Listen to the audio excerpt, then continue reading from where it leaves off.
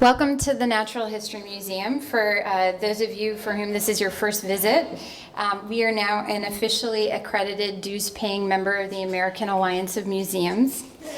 Our museum, yes, thank you.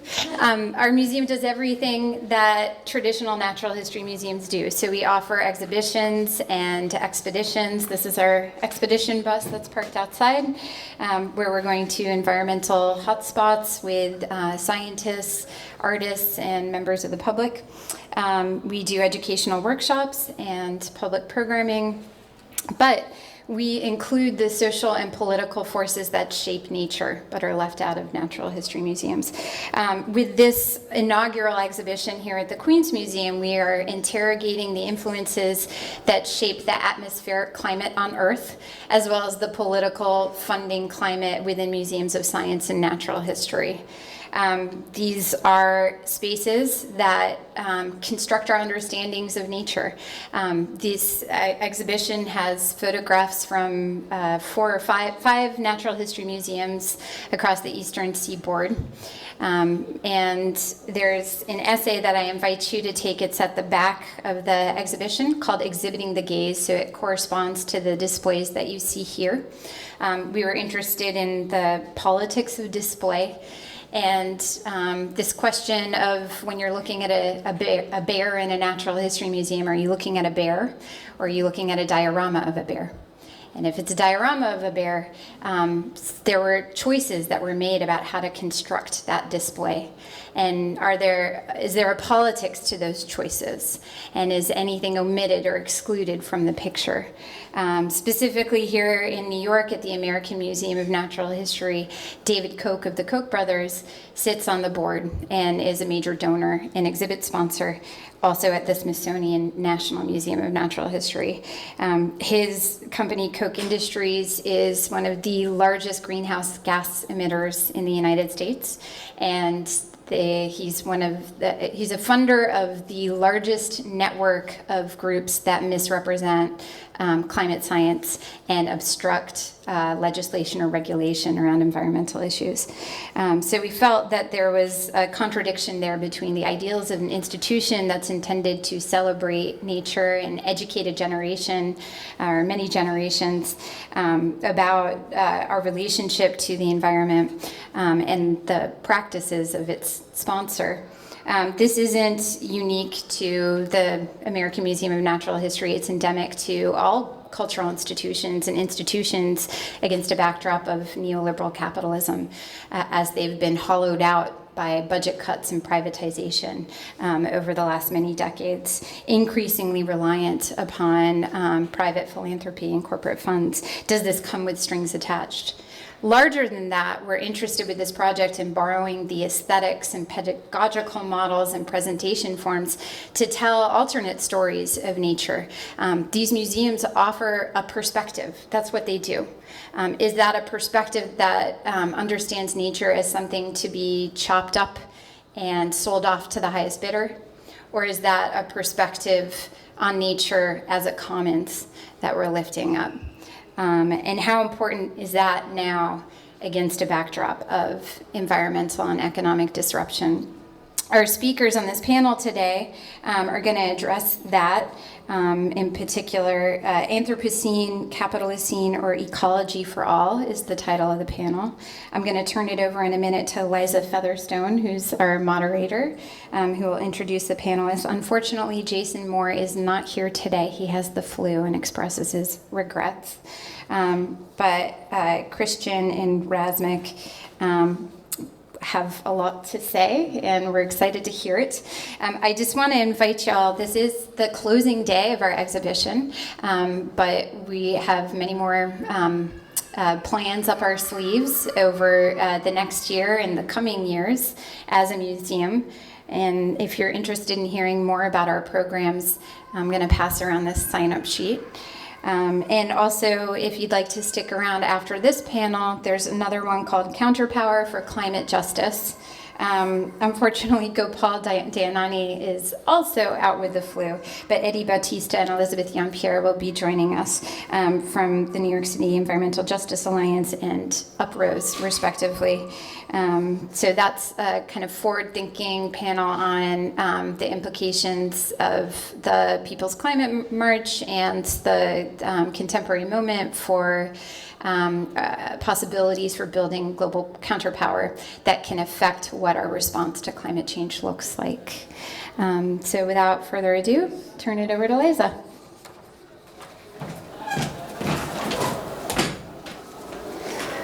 Hi there. I'm so glad we have a picture of the bus, which I had the privilege of riding in this morning, and I can assure you it's as fun as it looks.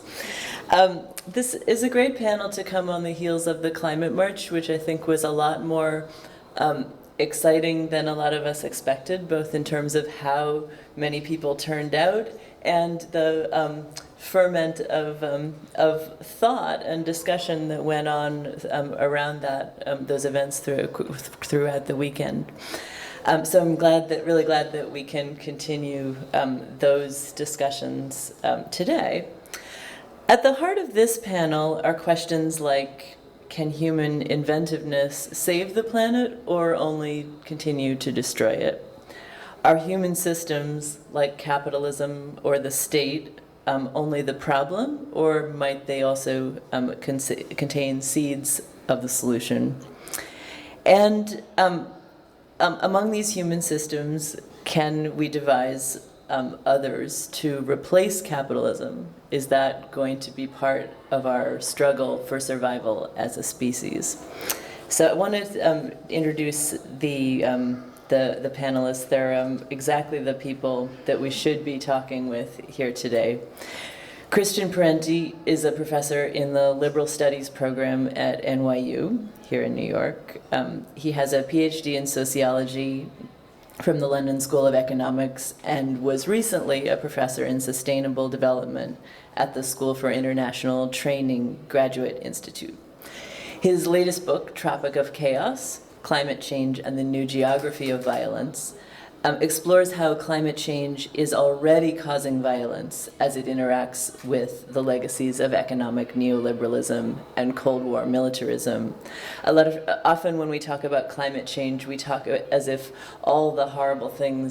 we talk about all the horrible things that might happen or that we expect to happen, and Christian's book of 2011 really shows us how much is already happening to human relations around the globe as a result of climate change already.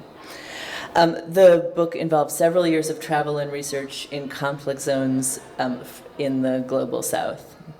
Parenti has also reported from Afghanistan, Iraq, Venezuela, Bolivia, Ivory Coast, and China.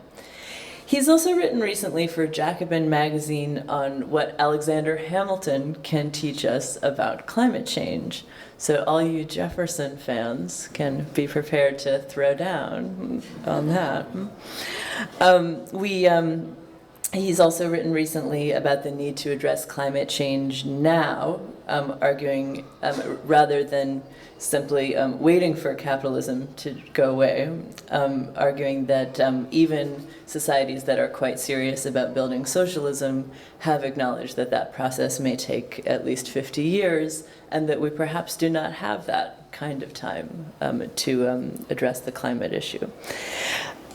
We're also, so I just want to say also I'm disappointed that we don't have Jason Moore, only because I think that always crucial to this discussion is the history of capitalism. So I was really excited that we had somebody who's written so much about that here, but I think that Christian will be taking up some of that terrain in his remarks, so that's really great.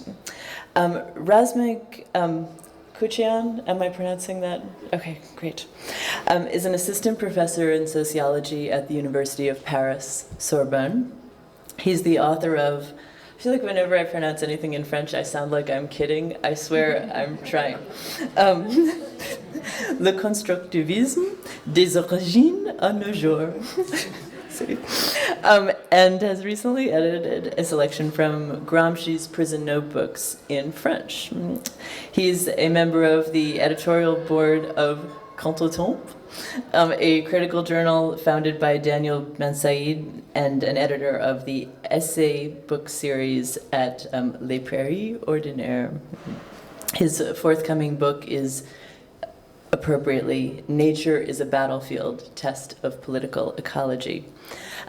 He's also written quite a bit for The Guardian, and I'd encourage you to check out many of those pieces. They make really important arguments relevant to what we're talking about today.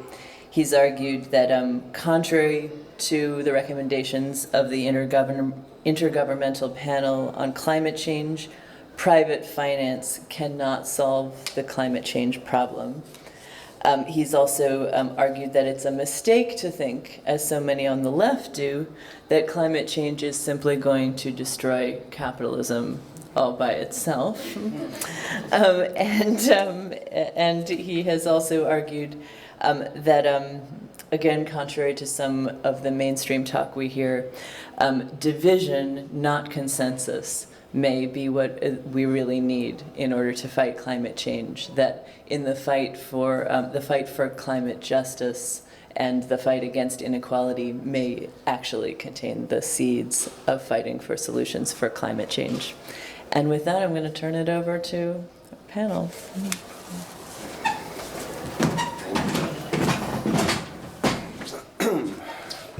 Hello, thank you for that kind introduction, Liza. Thanks for coming out on this rainy day. So, we started late, so we should keep our comments to what? Maybe like 10 minutes? Oh, no. You can still go. Okay, great. So it's unfortunate that Jason Moore is not here, because I think he's really one of the most interesting young scholars. He's not really that young. We're the same age, but let's call him young. Young scholars in the U.S. today, writing within a Marxist tradition. And he's been very influential on my thinking recently, and his insights are at the heart of my current project, which is an environmental history of the U.S. government, from the beginning of the Republic to the present. And this feeds into my concerns around climate change. So I'm going to just sort of tell you what parts of his work have affected me. He has been adamant, Jason has been adamant about abolishing the nature-society distinction and really trying to get us to think in terms of human beings as part of nature and abolishing this dichotomy.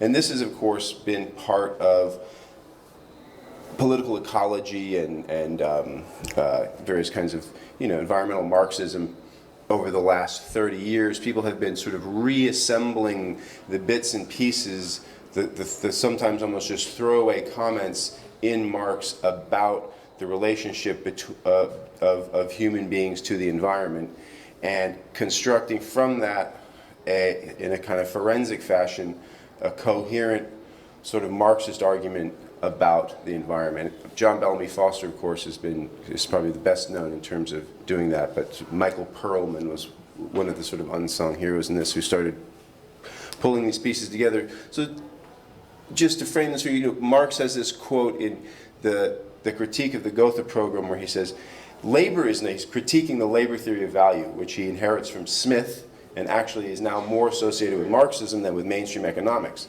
And he criticizes the simple labor theory of value. He says, labor is not the only source of wealth. Nature is also the source of wealth, because isn't wealth the utilities of nature? That's part of what constitutes wealth. And so labor produces wealth, but also nature transfers values, it transfers utilities. So from that and other comments like that, it has been argued that we really have to put and as part of that quote, he says, and what is labor anyway? It's just part of nature.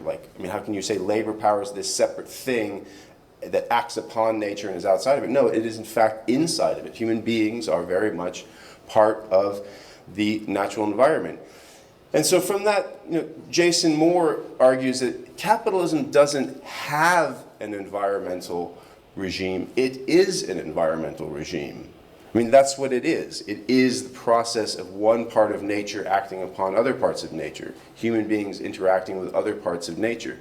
And this is not that different from how natural history evolves, right? I mean, what is natural history if not a series of organism-environment interactions that build on each other cumulatively and dialectically through time?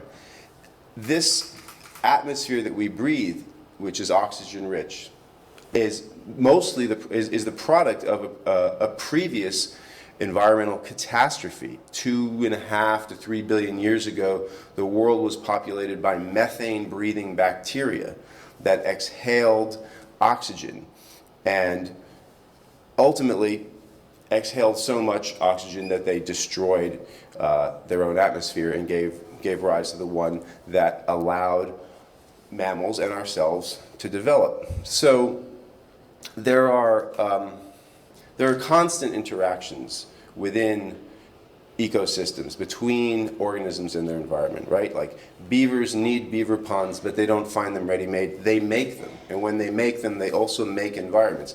And so that's what human beings have also been doing from the very beginning.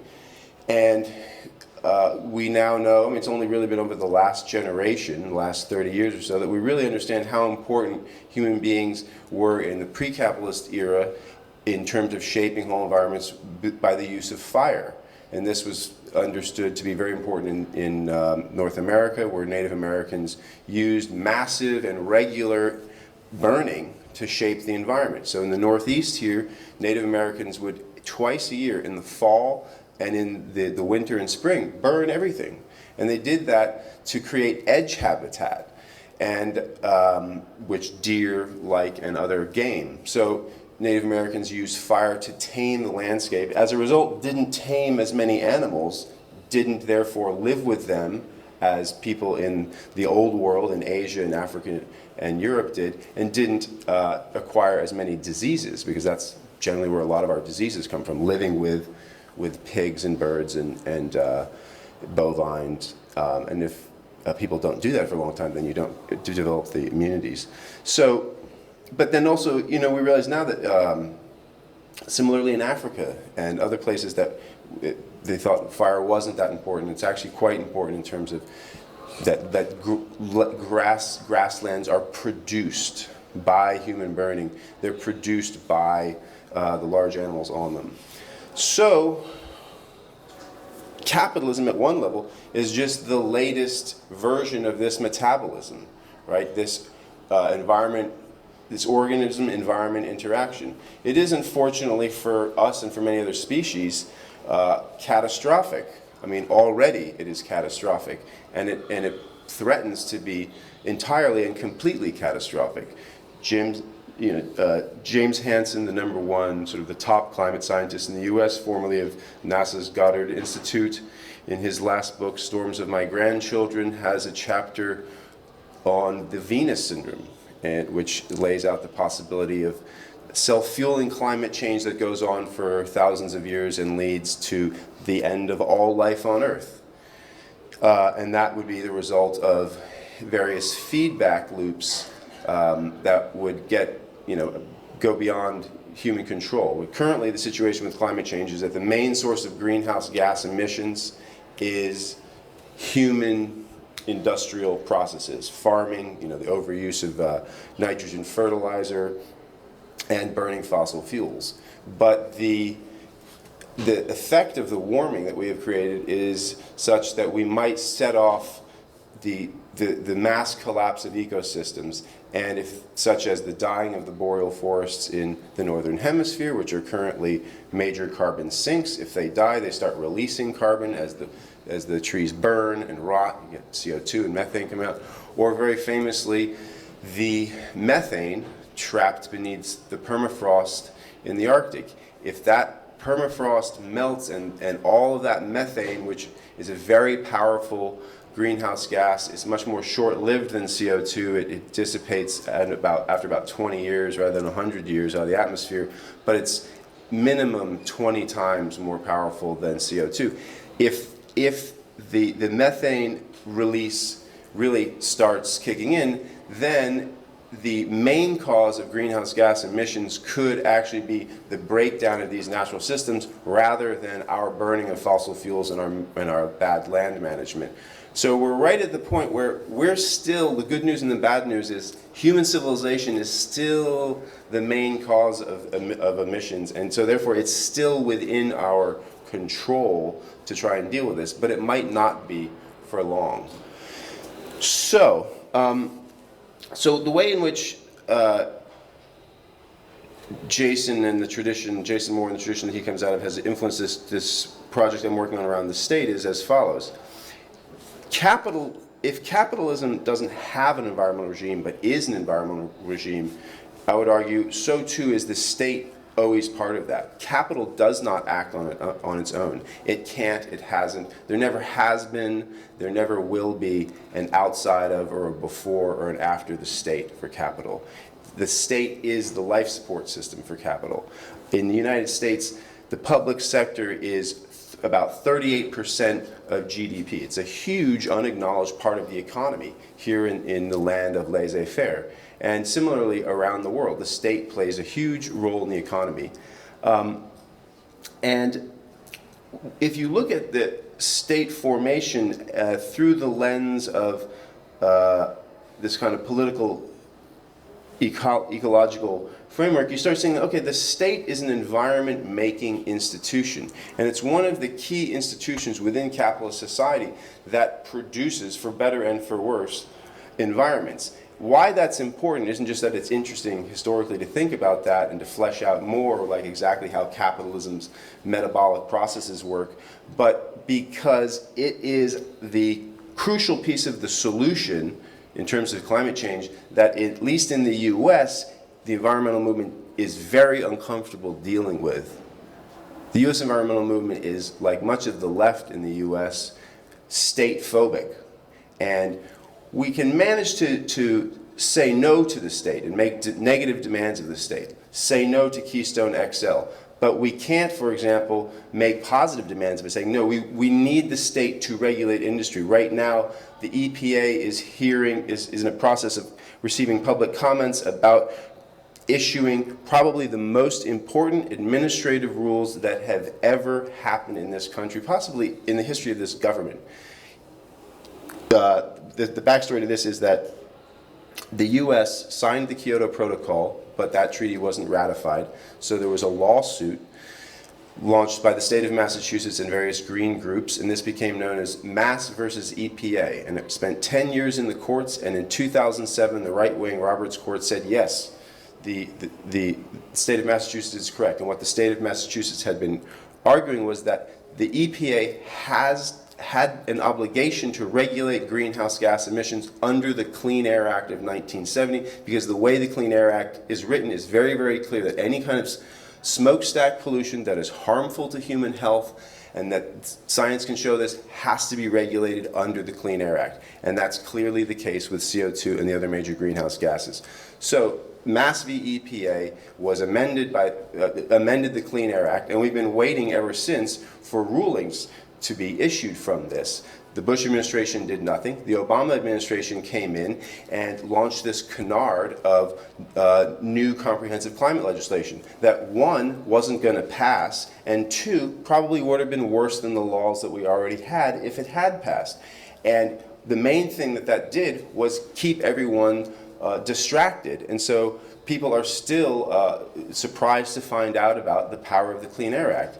So we've been waiting, and they finally issued a ruling around automobiles, but that was easy because automobile emissions are already de facto regulated through mileage standards, and they're regulated by states. Then they issued rulings around new coal-fired power plants, but that was also politically easy because there aren't going to be any new coal-fired power plants because of the shale gas revolution, which has just blown the bottom out of energy prices. So now the next ruling, and there are about 30 such rulings, applying to oil refineries, air traffic, all this sort of thing. So the next ruling is around existing coal-fired power plants. How much will they be allowed to pollute? And some groups, like the Sierra Club, have been involved in trying to organize around this and get comment out. But by and large, the climate movement isn't dealing with this, and I think it's because there's a kind of deep anti-statist sentiment that goes unexamined and uninterrogated, and it's linked to like old kind of habits of anti-communism, and we are not able of asking the state to proactively do things. We can ask it to say no, but we can't ask it to act proactively. So that's why I think it's really important to think about the state, because this new role that if we are going to deal with the short-term problem of reducing emissions, which by the way is not the same as dealing with the environmental crisis. It's merely a subset. People can confuse the whole panoply of interlocking environmental crises, which are the environmental crises, that can be confused with climate change very easily, because if climate change becomes self-fueling and runs away, it can destroy the entire world, right? So we think that is the issue. But no, actually, it's just one subset of a multifaceted issue, but it's the most important one in the short term because its threats are so great. So to solve the climate crisis doesn't mean to solve the environmental crisis. It would merely mean buying time to then deal with deforestation, soil erosion, overfishing, increased toxicity, et cetera, et cetera, et cetera. So to be realistic about how in this next few decades we could completely build out a new energy sector, I think the only way you can imagine a realistic politics around that is that the state becomes a target and is forced through grassroots action to euthanize the fossil fuel industry, because the fossil fuel industry isn't going to go away on its own, and it's not going to be shamed into disappearing. It will only be put out of business by a greater force, and that is the state. So then the story of the state and its environment-making entity is you start thinking about this and you realize, well, wow, that's like, in fact, not just something the state does, that's the core thing that the capitalist state does. The capitalist state doesn't have territory, right? It is territory. If nature, quote-unquote nature, non-human nature, helps transfer value to production, well, what is it that delivers that value to production? Where are those utilities, those values? They're on the surface of the earth. What institutions control the surface of the earth? Ultimately, states. Behind any property regime stands a state with its bailiff and its hangman and its guns to enforce those rules, or it's not a property regime. It's just one party's claim on assets that can be challenged by some other party. And you realize, okay, so the story of the U.S. government is very clear around this, and I'm probably running out of time, but just in a nutshell, it's like take the case for the Erie Canal as an example of how the state makes environments. Coming out of Hamilton's work, and Hamilton was he was a right-winger in many ways. They were all right-wingers in many ways, but I'm not saying that Hamilton is some sort of crypto-socialist, or that we should look to him for guidance on civil liberties. But in terms of his economic policies, he is really in many ways the original theorist of the developmentalist state. And in East Asia, they read the report on manufacturers and take that seriously, and in the US, we don't read it.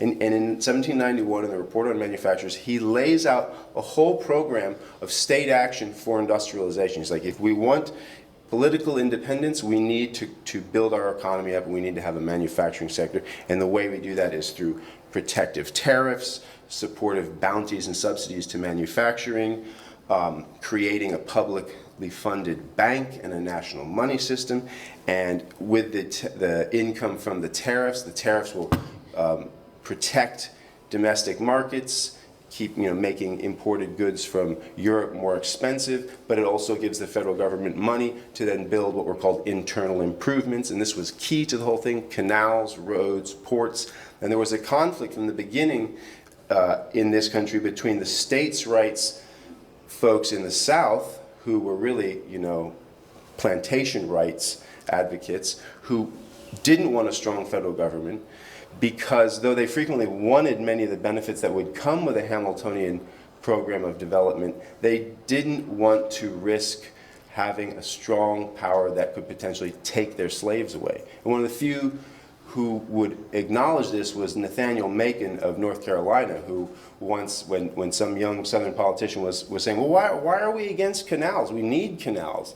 And he finally writes to him, exasperated. He says, look, if the federal government can build canals, it can probably, with more propriety, emancipate. So it was a slippery slope. So there's this constant struggle around what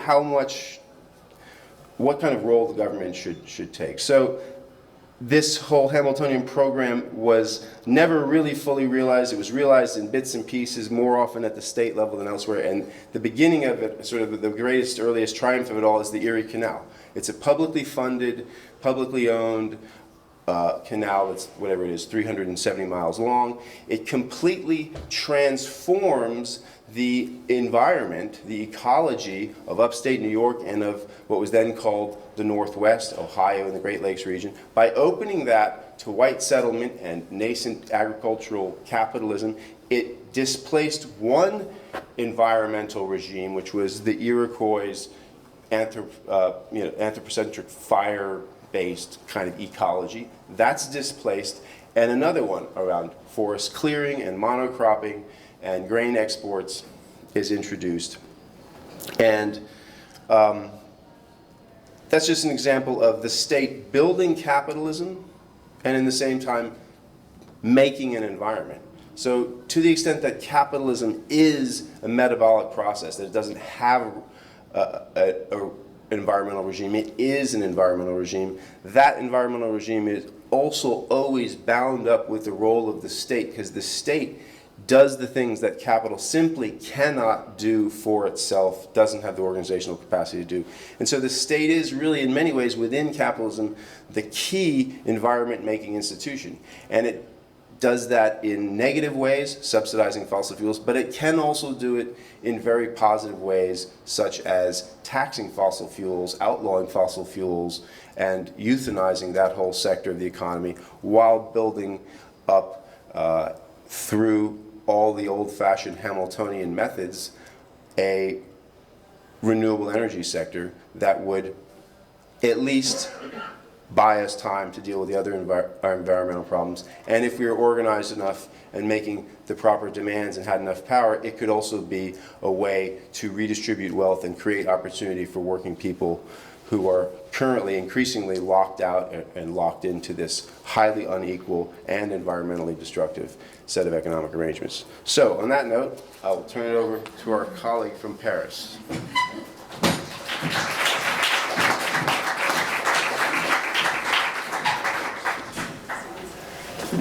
Thanks. I would like to start by mentioning a classic debate that has, I think, increasing relevance for us today. In 1842, Karl Marx published in the Rheinische Zeitung a set of articles about the theft of wood. A debate was taking place at the time in the provincial assembly about the access of people to the resources of the forests. The authorities were trying to stop what they saw as illegal appropriation of these resources by the subaltern classes. A crucial aspect of class struggle at the time in Europe was, of course, the delimitation of the commons, of what was subject to private property law. The rising bourgeoisie was trying to enlarge the perimeter of private property, but the subaltern classes fought back.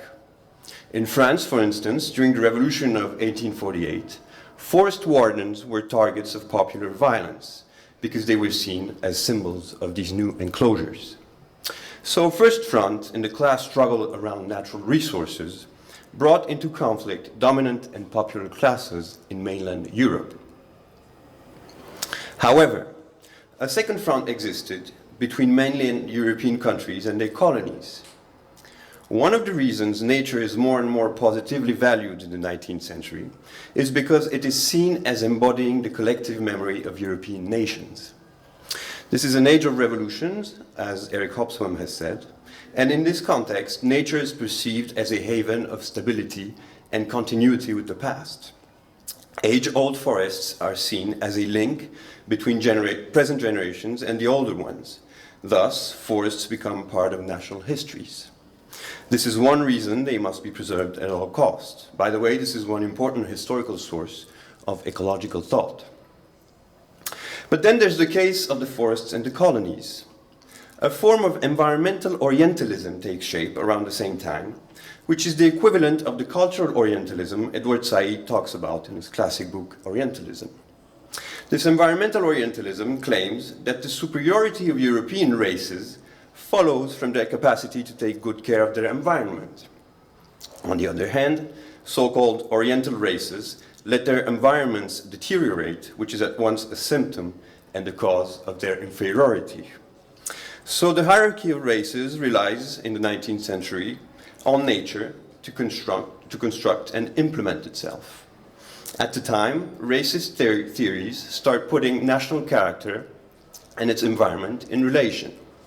The deterioration of its environment has a corrupting influence on a people's national character, so they claim. Conversely, a race that can maintain its environment is sure to preserve also a strong and healthy national character.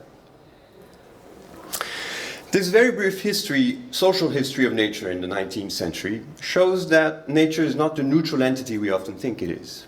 Nature is a battlefield, a political battlefield with many dimensions: national, colonial, cultural, economic. Power relations do not stop at the threshold of nature. Contrary to the way it has often been described in mainstream environmentalism, nature is not the opposite of the social, it is part of it. In fact, the very definition of nature is the subject of conflicts between social forces. Now the question is, if conflicts around the commons, wood, pasture, etc., were crucial in the definition of nature in the 19th and 20th centuries, how is nature defined today, by which political and economic processes?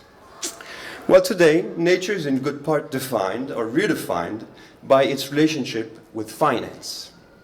Finance, as you all know, is a crucial mechanism in the functioning or malfunctioning of contemporary societies.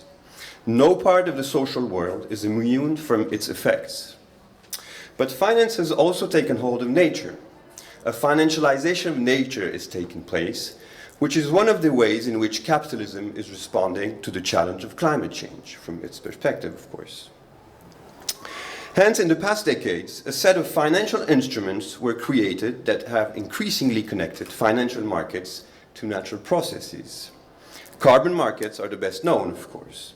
The European Union, for instance, has been trying in recent years to reduce its greenhouse gas emissions through a system of cap and trade.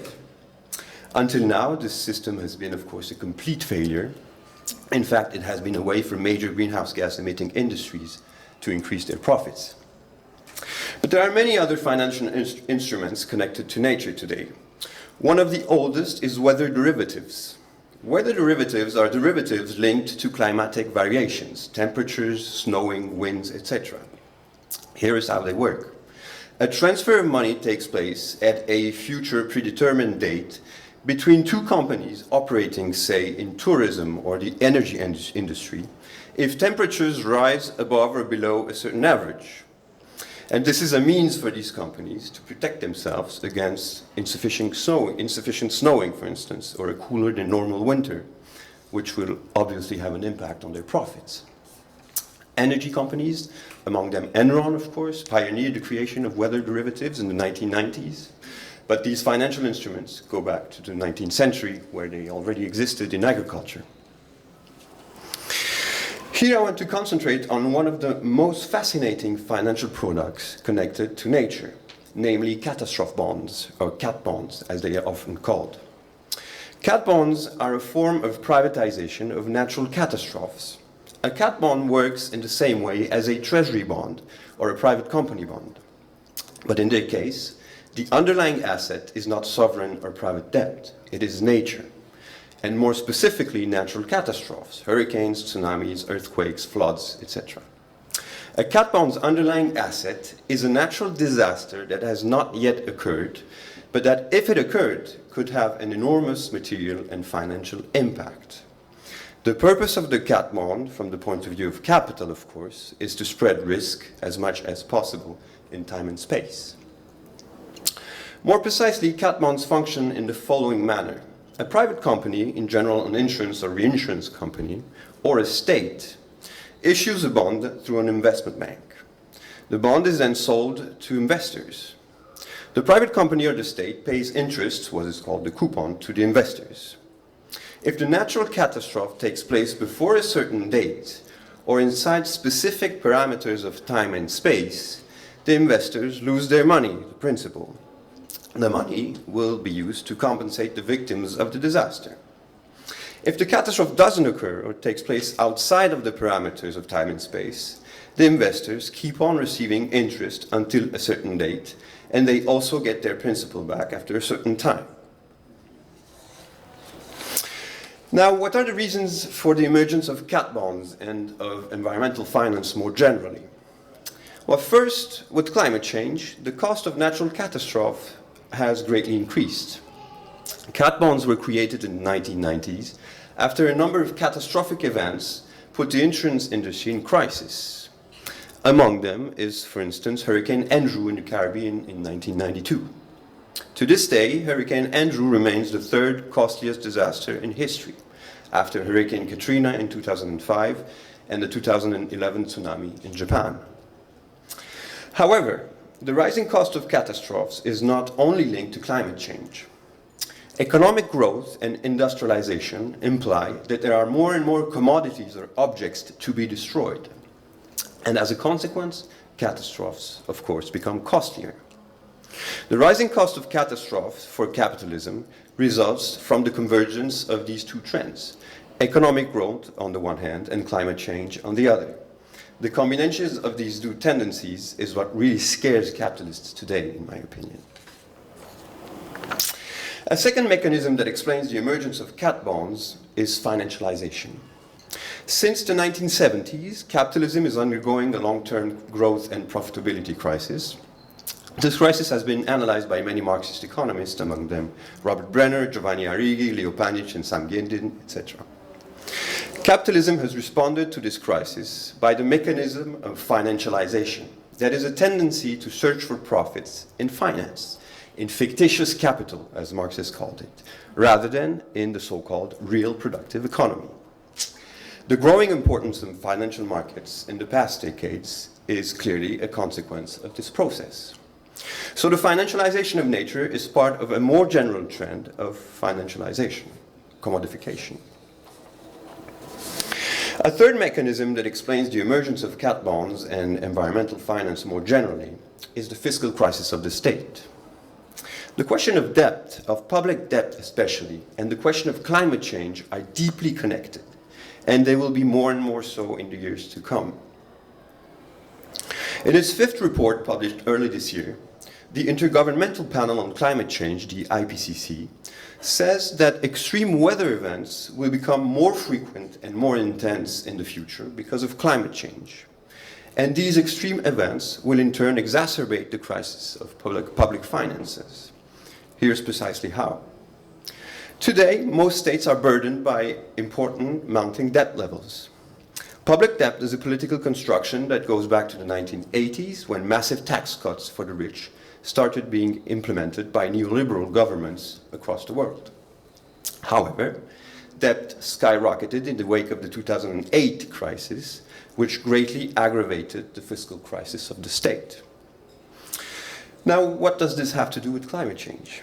Well, overstretched public finances will make it more difficult for the state to take action in the event of natural catastrophes, rescuing the victims, rebuilding infrastructures, implementing preventive measures, etc. And since pollutions, floods, and heat waves, for instance, will become more numerous and intense, demands for state action will inevitably increase, thereby deepening the fiscal crisis of the state. In fact, this fiscal crisis of the state will weigh not only on reaction and adaptation to climate events, but on mitigation policies. Cutting greenhouse gas emissions implies an energy transition on a massive scale towards clean energies. This requires investments by the states, which will, however, be difficult given the already overstretched public finances. Hence, rising debt levels inflicted on societies by neoliberal tax cuts for the rich gravely compromise our capacity to adapt to climate change in the decades to come. What is a bit worrisome is that in one of the chapters of its report, the IPCC advocates the implementation of cat bonds as a solution to deal with the effects of the climate crisis on societies. According to the IPCC, cat bonds and other types of financial instruments, like microinsurance for instance, are a means to lighten the burden on the states in the face of a changing climate. The argument runs like this: where the state does not have the resources to act because of the fiscal crisis of the state, well, financial markets could take charge. Financializing adaptation to climate change is a very bad idea for numerous reasons. Here are only two. Firstly, finance is prone to crisis, as the subprime markets collapse demonstrated in 2007. Thus, financializing adaptation would put adaptation policies at the mercy of the erratic behavior of financial markets. Adding financial instability to environmental instability will only increase the scale of disaster. What is needed, on the contrary, is less reliance on the logic of markets and more environmental, rational, long-term planning. Secondly, finance is in its essence undemocratic, that is, out of the control of democratic deliberation. It is a form not only of economic dispossession, but of political dispossession, where the few choose for the many.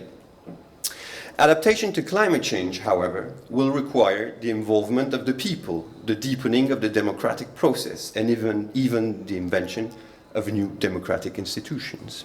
And the reason for this is that adaptation to climate change will in a good part be a matter of reorganizing the daily lives of the people, and that this will obviously not be done without them.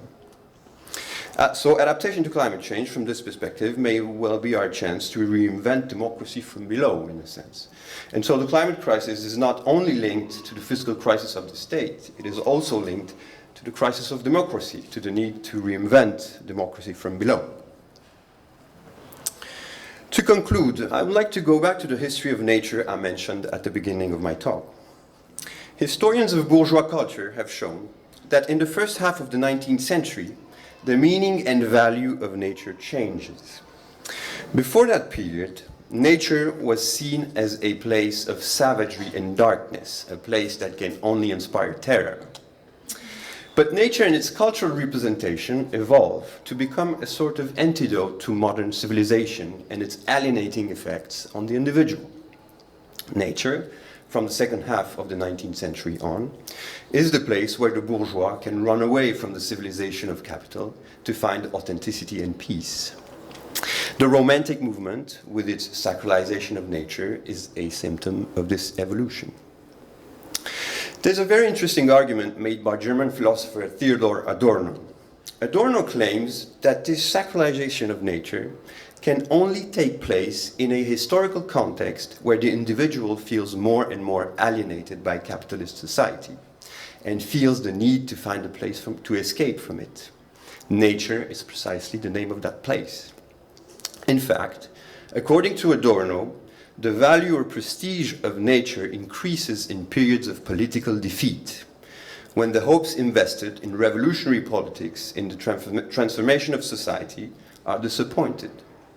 From this perspective, the sensibility to nature or environmental matters should be expected to rise in periods of political defeat. Today, we certainly live in a period of political defeats for progressive and revolutionary movements at the global scale. At the same time, a new type of crisis is taking place, the climate crisis, whose resolution should obviously be part of any progressive or revolutionary agenda in the years and decades to come. So in a sense, the challenge before us is to modify or reconcile the two aspects of Adorno's argument. Nature should not be valued or sacralized because revolutionary hopes were disappointed or defeated. Nature, the struggle against climate change, should be seen as a means to encourage revolutionary hopes, to encourage a revolutionary sensibility that will help us overcome capitalism and its damaging effects on the climate. How this can be done is, of course, another question. Thanks.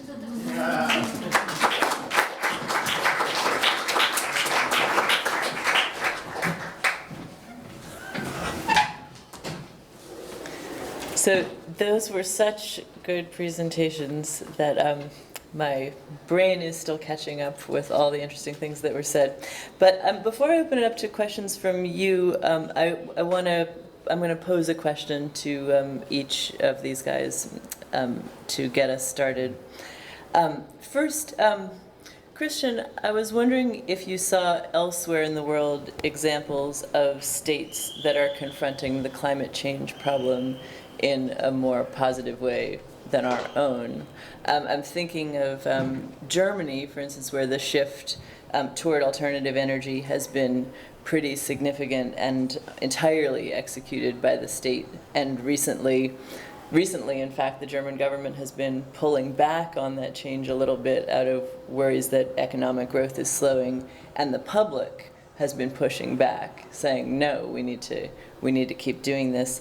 Are there other examples in the world, both of states confronting the problem in that sort of positive way, and of publics who are demanding that? Yeah, I mean, there's the case of China, where, you know, for the same reasons that the Clean Air Act was passed in the 1970s, local air quality crisis, people as late as the mid-60s were dying from smog inversions in New York City. So it was in response to these local air quality issues that people demanded the Clean Air Act. Similarly, in China, there has been a pretty radical and robust build out of the clean energy sector, and it's driven partly by concerns about climate change, but more than that, it's just that the air is unbreathable in a lot of Chinese cities. So the air quality index goes from 1 to 100, and when it reaches 50, you'll get warnings here in the US that people with asthma should stay inside. In China, in major cities in China, it's routinely above 500 for weeks at a time in the summer. So it's like just unbreathable, and it's a real crisis, and people are protesting and demanding action on that front. And so the state is acting, and it's shutting down dirty industries near cities. Unfortunately, frequently a lot of it just gets moved west, but it's also building out massive wind and solar capacity, and it's doing that the old-fashioned way by protecting its domestic markets, stealing intellectual property. That's exactly how the Americans did it. We stole intellectual property from the British, had like essentially a spying program, an industrial espionage program, and China has built out this clean tech sector. It's also the low wages of China, but not just the low wages. It's the whole gambit of policies that China has pursued that is ultimately responsible for the very, very rapid decline in the price of photovoltaic panels, which, interestingly, even though the price of gas has dropped by minimum 50% in this country, at times it's been much lower than that from its peak prices of around 2008. Renewable energy took a real hit from that, but then has mostly kept up, surprisingly, and partly it's because photovoltaics are so cheap, and a lot of these other technologies are becoming competitive with gas because they can achieve economies of scale in their production and design, because there are states like Germany and China that have policies. And in terms of Germany, what happened was there was a feed-in tariff, you know? I mean, the government has a policy that says anyone can sell power into the grid, and if it's clean power, you get a subsidy from the government. And as a result, there's been this massive build-out to the point where it's causing a crisis for major coal-fired utilities, that energy gets so plentiful and so cheap that these utilities actually have to pay to send their energy, to dispatch their energy into the grid. So. Thanks. Do you want to? Would you like to add to that? I have a question for you as well.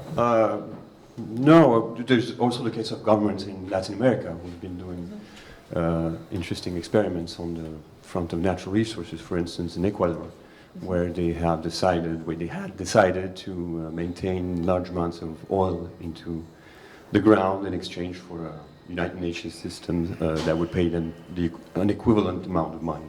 Well, the history is a long one, but it's an interesting experiment to be done, and it can inspire experiments in other parts of the planet. In France, where I come from, there's nothing of the sort. Nothing. No, unfortunately. Yeah. So, Razmig, I wondered, right after in the wake of the climate change march and leading up to it, Naomi Klein was very prominent with talking about her book, which is called "This Changes Everything," about the end, and often arguing that capitalism was incompatible with solving the climate change problem.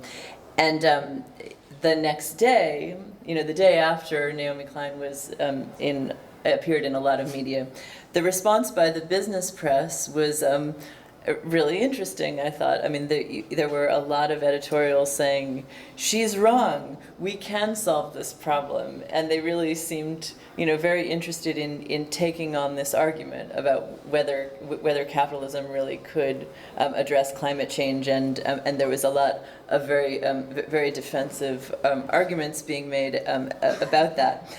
I wonder if you think, as somebody who's also making very convincing arguments that the finance sector especially can't help us, and more broadly capitalism, is this an interesting opportunity? I mean, are they somewhat on the defensive, and what sorts of arguments could what sorts of arguments could we make? What sorts of actions could we demand from the capitalist sector, or is the task really to just bring the whole thing down?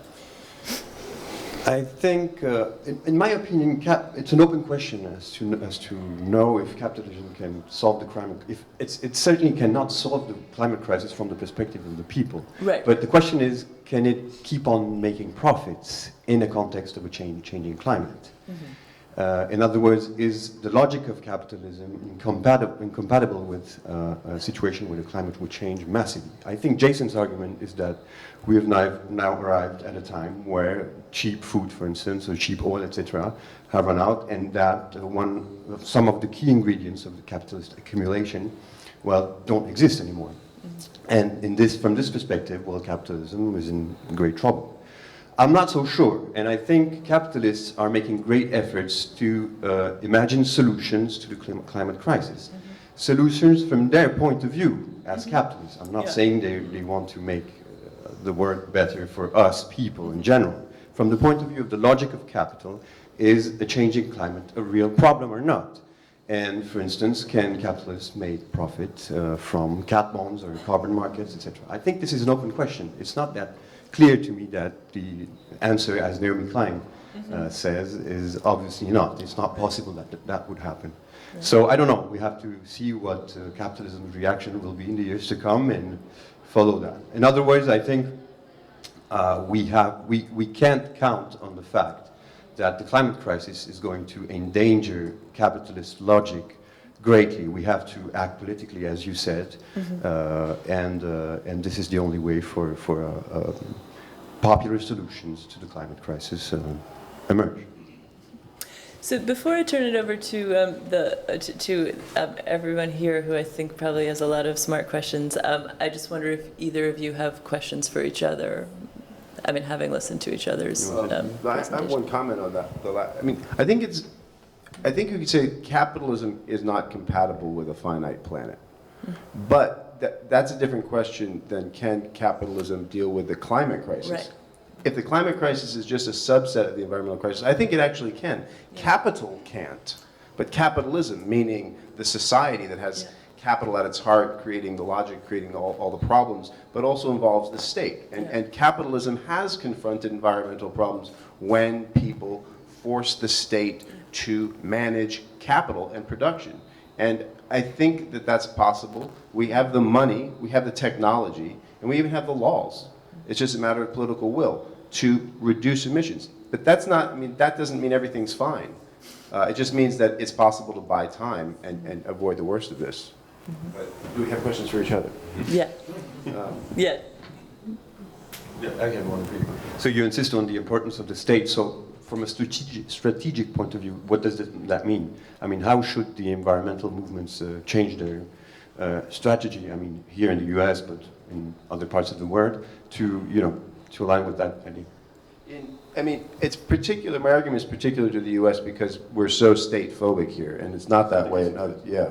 So I think it's about actually having a conversation about what the state is, what it does, and how to target it and how to interact with it. And the main problem right now is we simply don't talk about it. And people imagine very small-scale voluntary solutions, community gardens, or they imagine that capitalism will somehow transform itself, and there isn't this discussion of what is the state, which institutions of it are useful, which ones are problematic, how do we relate to them, how do we target them, when.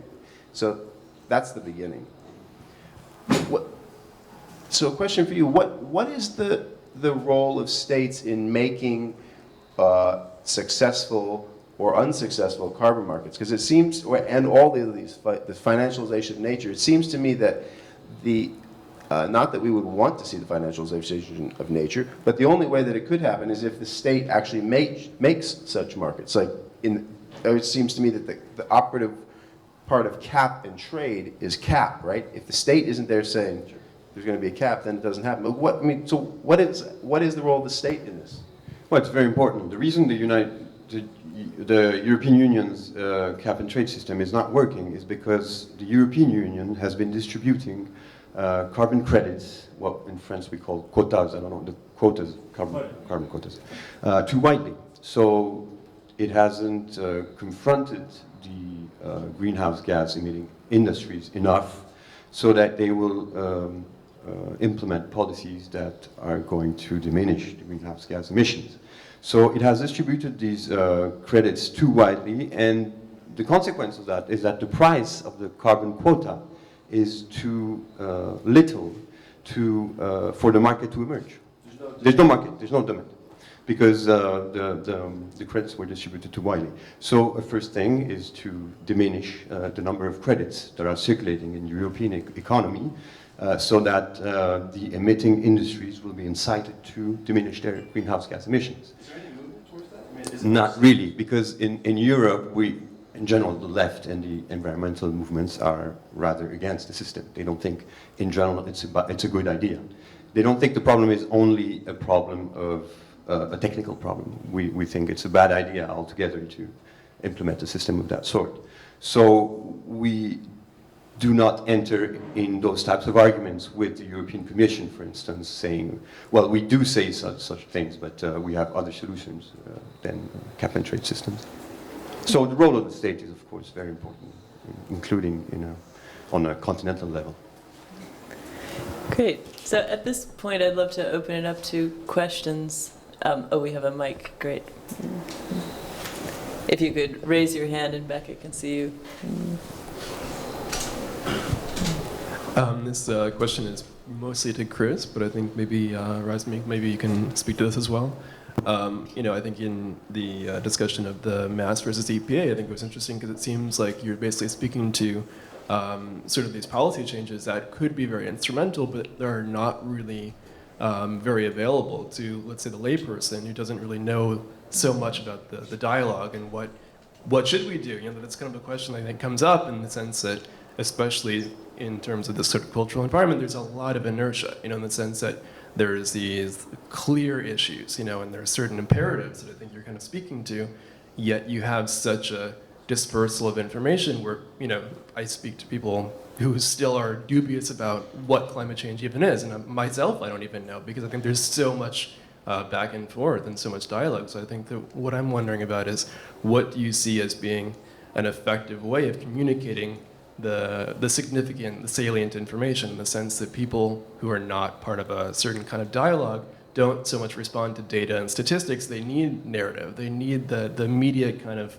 spin on things in order to make it comprehensible. How does something as significant as, hey, we should all pay attention to what's happening right now with this mass versus EPA thing, how does that message become communicated to people who maybe could act and respond and do something? And I think that coming out of the climate change march, I kind of felt there's a certain kind of almost implied state phobia there, in the sense that I was walking through the climate and there's no coherence. There wasn't really any sense, at least where I was. I can only speak to my own experience, but it didn't feel like there was a sense of what we're doing here, only that there's climate change and we're walking down this street and it's like, yay, awesome, something is happening. But beyond that, there was no sense of, well, what is this leading to? It's just sort of saying, here's an issue.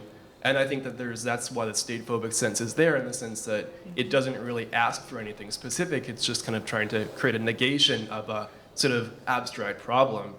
How do you get around that sort of, it's an inertia in a lot of ways, but it seems to be a real huge issue. It's sort of long, but... I mean, I think that it requires that the leadership of the environmental movement start telling a story about the state and start having conversations about it.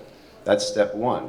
And then if that happens, then it will get out through the usual methods of people writing about it, people bringing it up on television, and it will be mostly in the alternative press, but then it'll push its way into the mainstream press. So I think it's pretty simple. It's just about getting environmental activists to confront their own phobia around the state. So. Do you have any thoughts about that, Razmig? Oh, yeah. Yeah, okay. Marcy. Oh, okay, thank you. This is a question for Razmig, but Christian, you may have thoughts as well.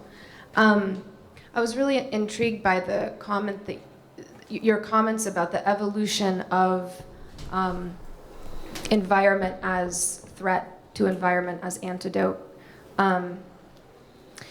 Sort of insofar as it relates to the stories that we tell about nature, and I think that first off, my interpretation of the Romantic movement was actually that it was presenting nature as two things. It was either threat or antidote. You see examples of both. I mean, you see the Hudson River School as an example of, sort of nature as antidote, the place that you go to retreat from capitalism. And then you also see like Romantic maritime painting, it's a threat. And it functions, my understanding is that it functions to justify our particular relationship with nature as something that is insane, sort of dumb, it's kind of a feminization of nature that justifies the exploitative relationship with it.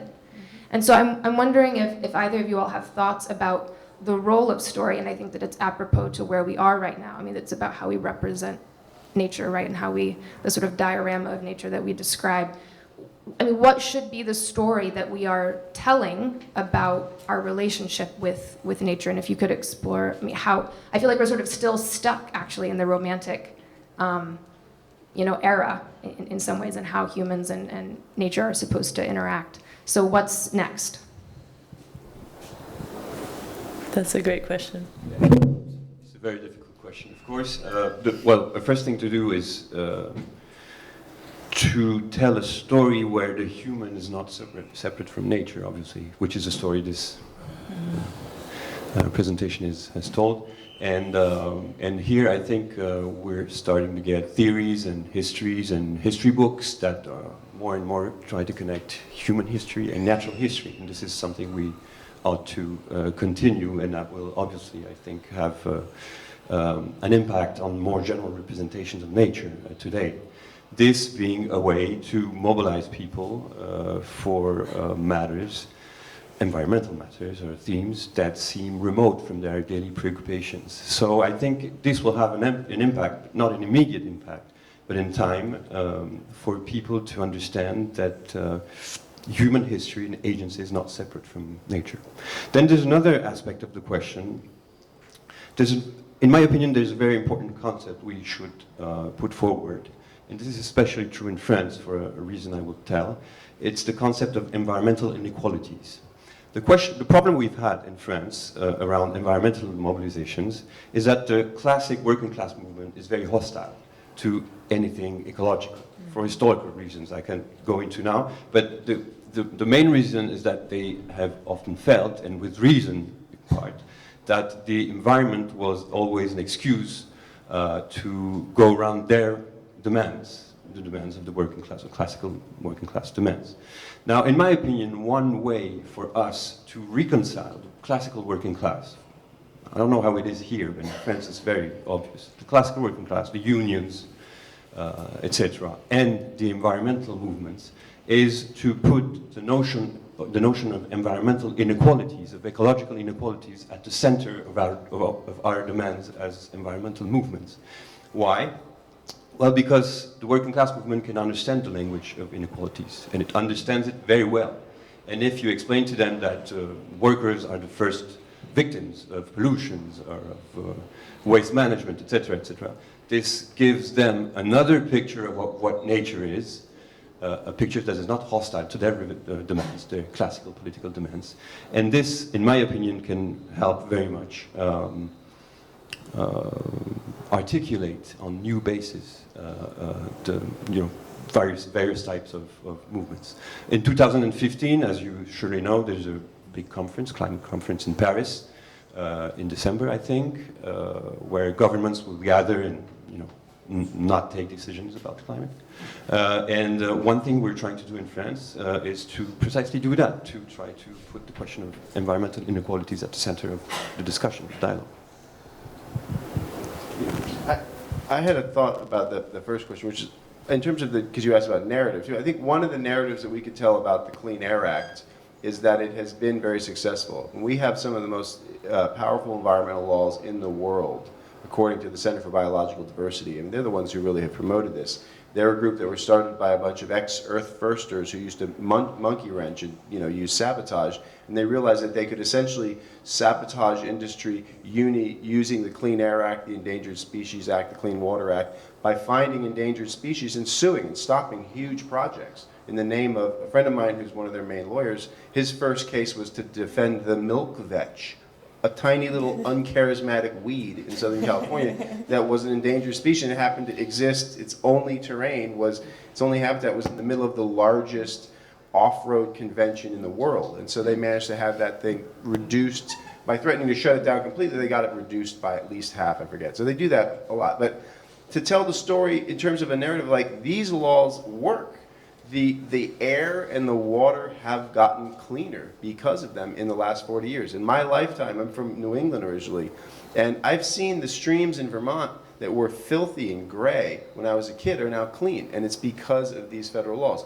Of course, it's also because of deindustrialization, and there's other, other factors that are complicate that story. But I think just telling the story of how the state action already works and has been effective could be useful in terms of narrative. Hi, my question is this. Right now, now that the Northwest Passage is no longer a figment of European fantasy, and there's a pell-mell competitive race on the part of large corporations and in combination with state acts, with their states, so to speak, to stake out new claims in the new gold oil rush there under the Arctic. What do you make of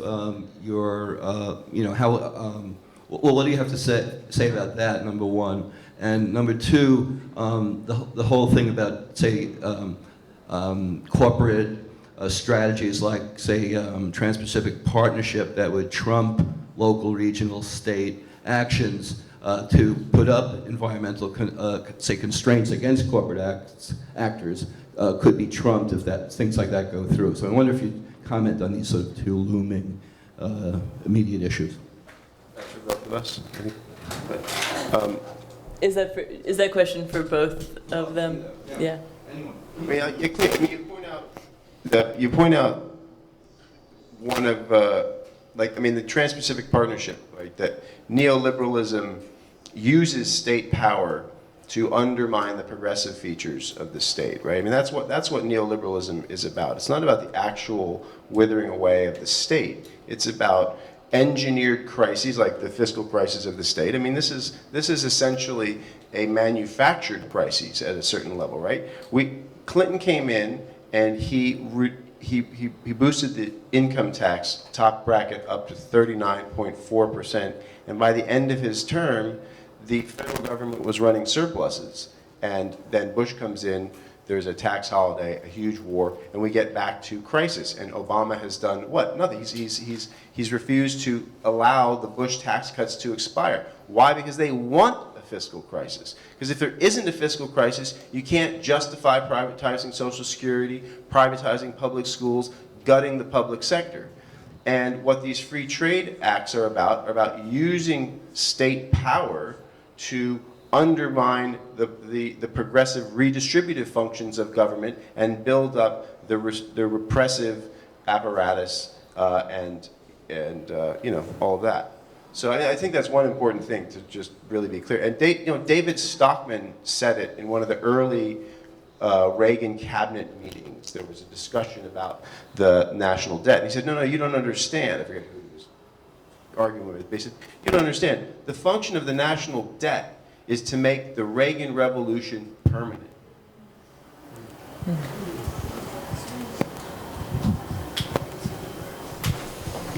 I have a question.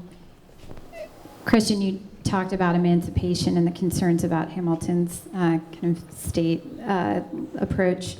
And it makes me think about Chris Hayes' recent article where he compares the abolition movement as being this impossibility if you had told anyone that this massive expropriation of wealth in the forms of making slaves people and not property were to be possible. How much capital was expropriated and delivered back to the commons. That's essentially the scale that we're looking at now. To ask fossil fuel companies to sit on a horrible habit of adding zeros or totally butchering stats and numbers, but something like 70 trillion or 700 trillion dollars of wealth that's still in the ground. We're asking them to not touch it.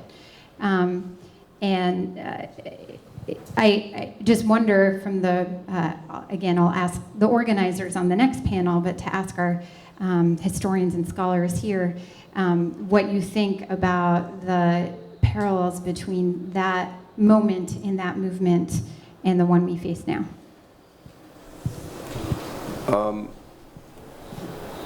Well, yeah. I mean, you pointed out some of the parallels. I think it's one important thing to mention in terms of that is actually Doug Henwood, Liza's husband, gave a great paper at the Climate Convergence, where he looked at okay, well, how big is the fossil fuel industry? Surprisingly, it's actually not that big. It's everywhere, and everything depends on it. Then you leave aside their assets, their infinite assets, which will probably continue to grow as they find more fossil fuel everywhere. But in terms of an operating sector, it's not that huge. It's like 8% or less of the economy. Or it was even less, I forget the numbers, but it was like shockingly small. And you could wipe out that, if you didn't wipe out the function of like having transportation and lights, but you could wipe out that much economic activity and not trigger problems for the system. So at one level, it's like, it's not the same, it's not that big a deal. We can deal with it. It's a problematic parallel, right? Because, abolitionists were slowly chipping away at slavery. And it was the slaveholders who started the war. So I'm not sure it is a really good parallel. That's, There's a thanks. I agree with what you said. I think there's a big difference. The difference is the following. It's that climate change is already taking place. In other words, the problems we have is not only a problem of mitigation or of cutting greenhouse gas emissions, it's a problem of adaptation to climate change. Even if measures were taken tomorrow, climate change is something that is already taking place and that you cannot abolish simply by it. It has all sorts of consequences that you described in your book on chaos, Tropic of Chaos. So the challenge is not the same. It's not the same type of challenge, and I think the reorganization of the state you talk about is something that will need to take place anyway, even if something radical would happen. Now, in terms of adaptation to climate change here in Western countries, but also in the global South, the consequences being what they are, measures will have to be taken. So it's not the same type of event, I think. From that point of view, I don't think the comparison is necessarily very precise, I think. I just want to say something in defense of the parallel to abolition, which is that one of the things that did happen in that period that was incredibly important was that people were really talking about the same issue. Anyone who was politically engaged in that period was talking about abolition and slavery and had to have a position on it. And people would go and listen to Frederick Douglass talk for like 4 hours. It was very. I think that that kind of public focus and public debate on one issue is really essential for the kind of change that and the kind of mass expropriation that needs to take place. And in that way, I think the parallel is pretty sharp. Yeah, I've rethought my position, actually. I think there are parallels in that there are lessons, which is that the moral concern around abolition was ubiquitous, but it did not stop slavery. It was only when that moral concern was operationalized as state power and said, like in New York, what happened? They said, no importation of slaves. Then all children born to slaves are free. And so, other states like Vermont, the first to abolish it, was just abolished it. So, and then the final act was federal, war and occupation of the South and stripping an entire class of elites of their political rights, and they were persona non grata. And the North dictated terms to the entire South, and that's how slavery was finally abolished. So I think that's an important parallel, is that we got to remember what did the job finally? Government, state power. And then what was the relationship between the moral spectacle and those policies? So you have like the famous example of Thoreau, right? Not paying his taxes. What was that about? That was about him washing his honor. He goes to jail, his sister bails him out, and it's like, what's the effect on slavery? Basically zero, But it helps build this kind of moral climate that in and of itself doesn't directly threaten the institution, but can be brought to bear. And that's the situation we're in now with divestment. Divestment, which I have criticized on the grounds of when it was first, getting big, there was just blatant misrepresentations of the political economy of it. And the only thing that we can promise people is that we'll give them a political education. We can't promise victory, so it's not okay to misrepresent things. But divestment is useful in terms of infusing moral crisis into the rest of the society. But we have to be clear that that alone does not lead to mitigation. It's got to be operationalized through state power. Yeah. In the back. Another question here. Well, there are a few things that I wanted to say, but we're speaking as if the Civil War were a great success. 600,000 dead, the industrialization of the military.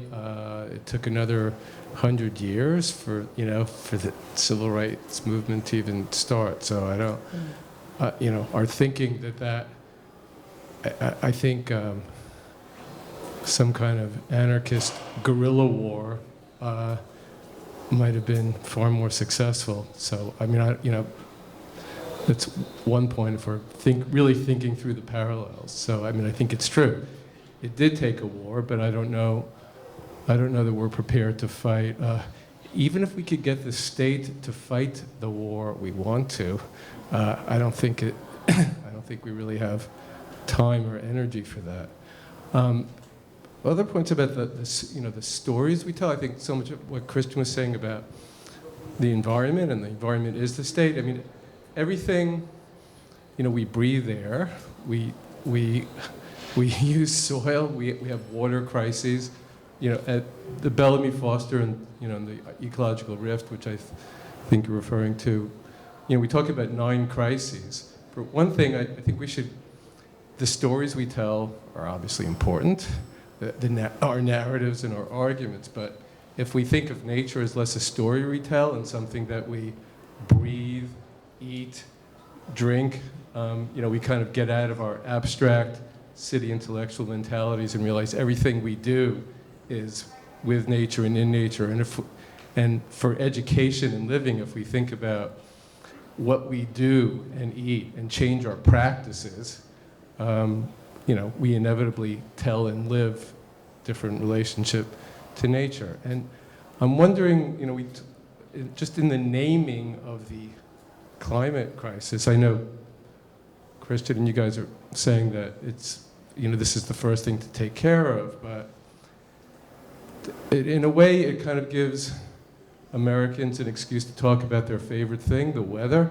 But you know, it's the Weather Channel. It's the ultimate way to talk about the weather and to make it into a crisis. So it's all about the weather.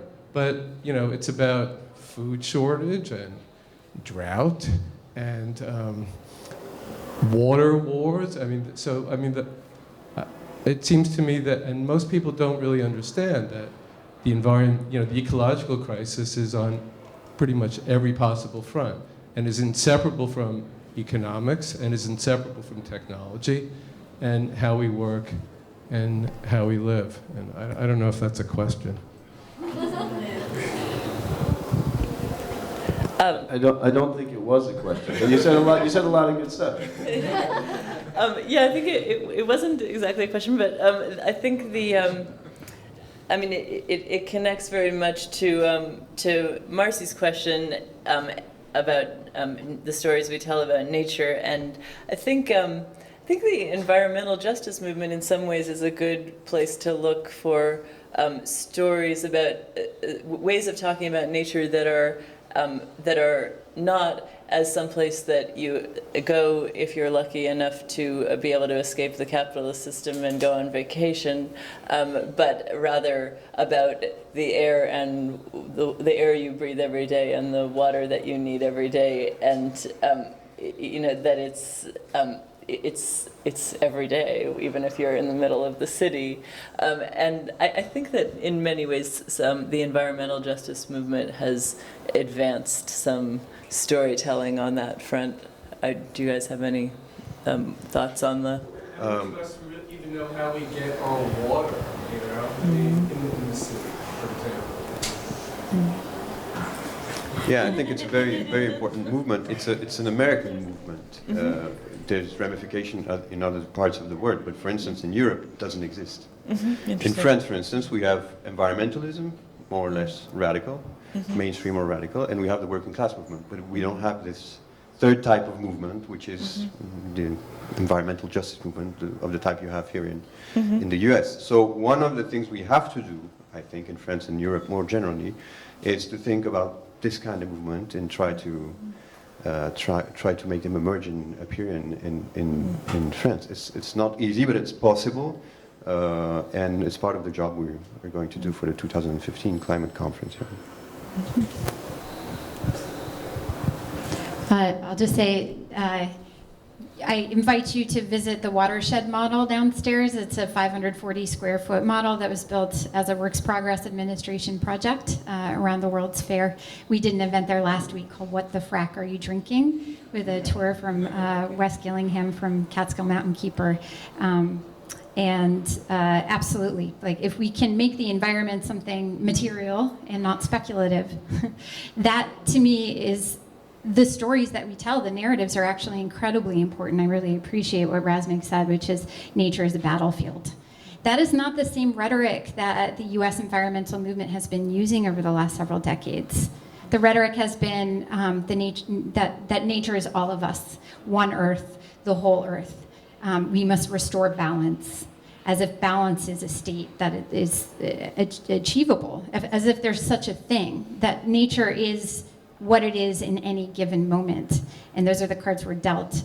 And what wars are we waging in the narrative landscape and in many cases in the physical landscape around the world because of the state of nature?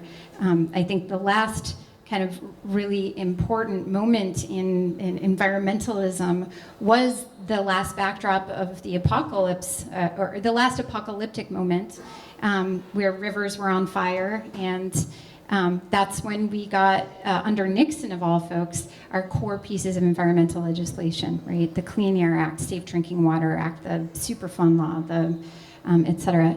And then we had, and thanks to Rachel Carson and others, an understanding of nature as not something of Thoreau's wilderness, but rather something we experience every day. It's the urban, it's chemicals, it's all these other things. Fast forward to now, and we're in a similar moment where we have to embrace that fork of the environmental movement, the one that was based on antagonism and protest, a la Rachel Carson, a la like outgrowth of the civil rights movement and the Vietnam War movement. Earth Day 1970 was the largest day of protest and action in human history, in recent human history, up until the anti-war protests in 2011, 2012. So that's why we were so encouraged by the People's Climate March and very excited for our next panelists who will operationalize this discussion in talking about what are next steps for building a movement that truly has counterpower to affect what our response to climate change looks like, and not just adaptation, resiliency, but mitigation as well. So thank you so much to Liza and to Keucheyan and Razmig.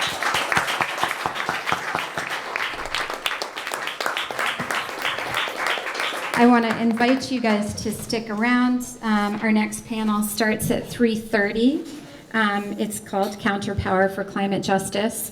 To build a global climate movement, we have to address the asymmetries in the burden of responsibility and the burden of impact. This requires that we acknowledge the ways inequalities are deeply embedded in the systems that continue to produce and deny climate change, hindering our abilities to mobilize against it. In the wake of the People's Climate March, climate justice activists are shifting the discourse and building a movement. So what's next? Many of you in the room were involved in that mobilization, so I hope that you can contribute to the discussion and join us. Thank you.